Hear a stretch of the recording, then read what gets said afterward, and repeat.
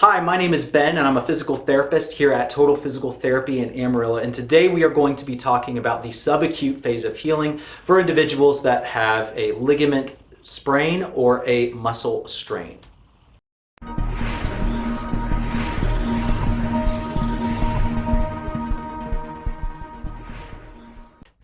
The subacute phase of healing is also called the fibroblastic repair phase, which is basically a fancy term for saying that we are now starting to build the structure back up.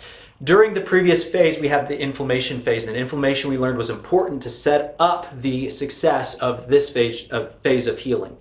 We get vasodilation, which basically means we get more blood flow in and out of the area, which is important because now we're going to be sending building blocks in forms of fibroblasts, and which will turn into myoblasts and different things like that. Basically, these chemicals come down, they are building blocks that are going to be building new structures.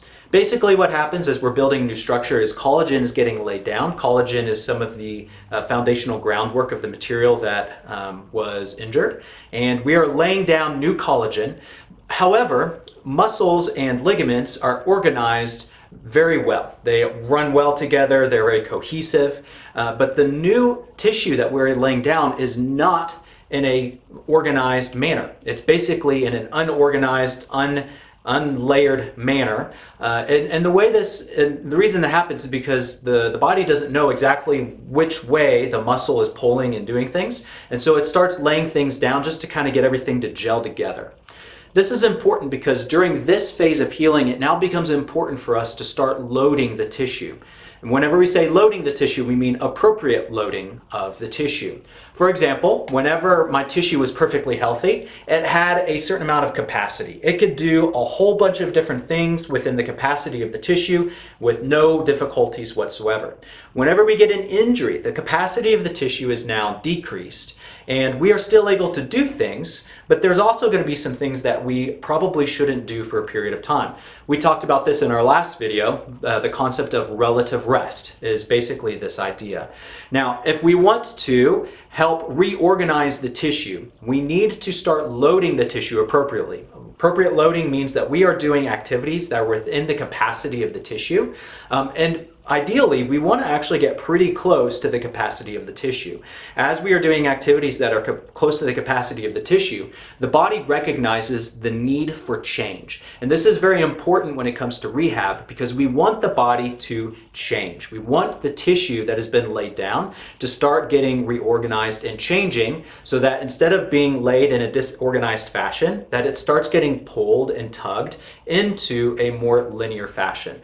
And so during the subacute phase, we have still a low tolerance to load. So we need to make sure we are appropriately loading the tissue so that way over time the capacity can increase and we can load the tissue and the capacity can increase and we basically chase it up.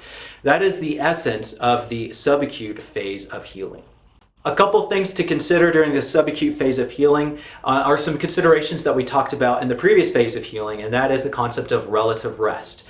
We may still have to rest from some activities depending on the severity of the injury, but the idea is that we want to make sure that we are staying within the confines of the capacity of the tissue while we are resting from any activities that are above the capacity of the tissue during this time.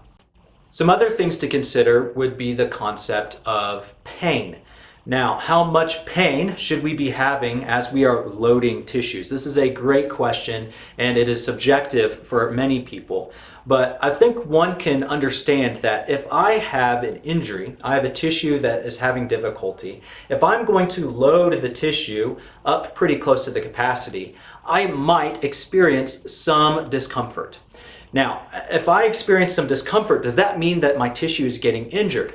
Not necessarily. It depends on what we're feeling as we are rehabbing from our injury. So this is again where it becomes very important that you're working very closely with a physical therapist or a doctor to help coach you through these situations on how much discomfort should we have. Now, I think everybody would agree that if I am loading a tissue and I have sharp searing pain that I have during the loading and it lasts afterwards for multiple days, that was probably an inappropriate loading of the tissue.